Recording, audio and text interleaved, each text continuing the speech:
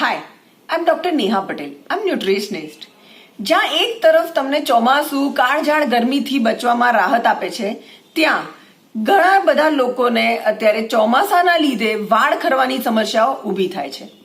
મોટા ભાગના લોકોને આની સાથે સાથે વાળમાં ખંજવાળ આવવી, વાળમાં ખોડો થવો, ખરવા અને એના સિવાય જે વાળનું લુક છે એમાં બરછટપણું, ડ્રાયનેસ, નિર્જીવ વાળ દેખાય છે. આના કારણે એ લોકો અત્યારે ઘણી બધી મોંઘી ટ્રીટમેન્ટમાં બિઝી થઈ જાય છે અને આ ટ્રીટમેન્ટ કરાવવાની પાછળ પણ ઘણા બધા કેમિકલ્સ યુઝ થાય છે, જે થોડા સમય પછી ઓર વધારે હેરફોલનો ઇસ્યુ વધારે છે. સો આના માટે આપણે આજે ચર્ચા કરીશું કે શું ધ્યાનમાં રાખવું જોઈએ, શું ખાવું જોઈએ અને કેવી રીતે આપણા વાળની સુંદરતાને વધારી શકાય.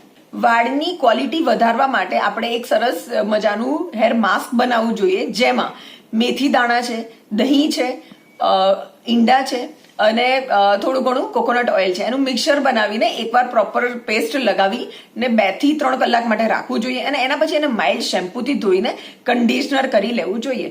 આ થઈ વાળની બહારથી માવજત. હવે અંદરથી શું ખોરાક લેવો જોઈએ એના પર ચર્ચા કરીશું.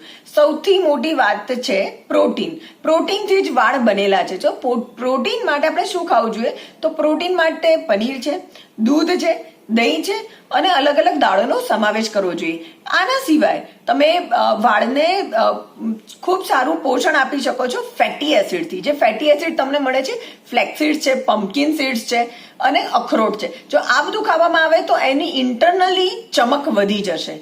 આના સિવાય અગર વાત કરીશું તો અલગ અલગ બી કોમ્પ્લેક્સ ને અલગ અલગ વિટામિન્સ અને મિનરલ્સ જે તમને પુષ્કળ પ્રમાણમાં મળી જશે અગર તમે દિવસમાં 2 થી 3 વખત લીલા શાકભાજી ખાશો કે સારા જે સિઝનલ ફ્રૂટ્સ આવી રહ્યા છે અત્યારે, પેર છે, રાસબેરીઝ છે, જાંબુ છે, જો આ બધાનો ઉપયોગ કરીશું તો પણ વિટામિન્સ એવા સરસ મળી જશે અને એન્ટીઓક્સિડન્ટ્સ પણ વધવા લાગશે, જેનાથી તમારા વાળ ખરતા ઓછા થઈ જશે અને ઓવરઓલ તમારા વાળની હેલ્થ વધારે સારી થશે અને મજબૂત પણ બની શકે છે.